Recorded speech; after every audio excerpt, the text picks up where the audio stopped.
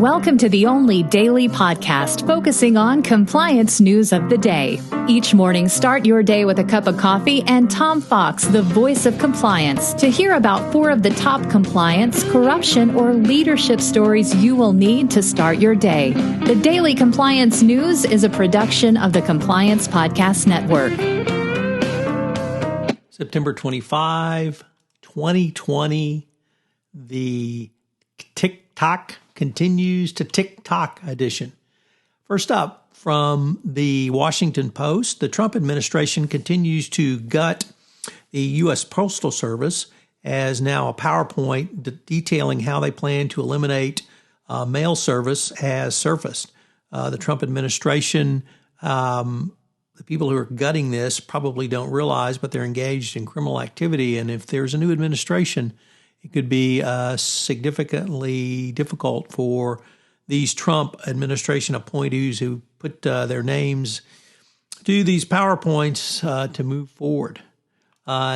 TikTok continues to be in the news. As reported by the Wall Street Journal, the TikTok owner has put the deal with Oracle and Walmart in Beijing's hands, not Trump's hands. It's seeking approval from Beijing for a White House-endorsed plan. So it's going to be interesting to see who blinks first. Obviously, you always want to have the last say, but Trump, of course, has put himself in a corner by his dithering on this issue, and now he's given Beijing the opportunity to disapprove the entire deal because he has not come out with literally any concrete terms and conditions that anyone can rely upon. So it's going to be interesting to see whether or not the Beijing will approve this, and then, of course, what Trump will do going forward. Next up, from the New York Times Deal Book, Jack Dorsey, founder of Square Capital Lending and Cash, has promised to invest $100 million, or about 3% of its cash, in minority communities. The deposits will be made in the community development financial institutions and minority deposit financial institutions.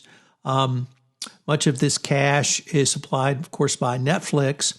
So it's going to be interesting to see whether Trump attacks this as some sort of attack on white people, because Dorsey and his companies are now going to invest in minority communities.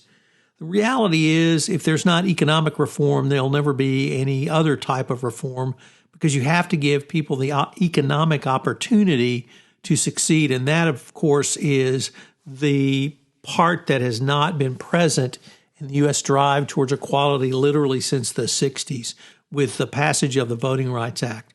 Without economic equality, you're never going to have true political equality. So kudos to Jack Dorsey and his team.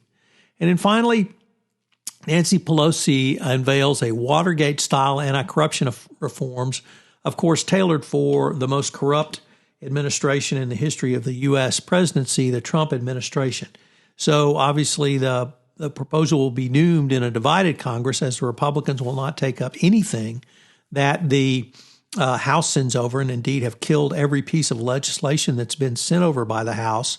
So if there is a Democratic Congress in the fall after November 7th, there could be a new set of anti-corruption laws put forward. So it's going to be interesting to follow that. This election will have as much consequences as probably any in my lifetime and in yours. The Daily Compliance News is a production of the Compliance Podcast Network and a proud member of C-Suite Radio. Thanks so much for listening. I hope you'll join me again tomorrow.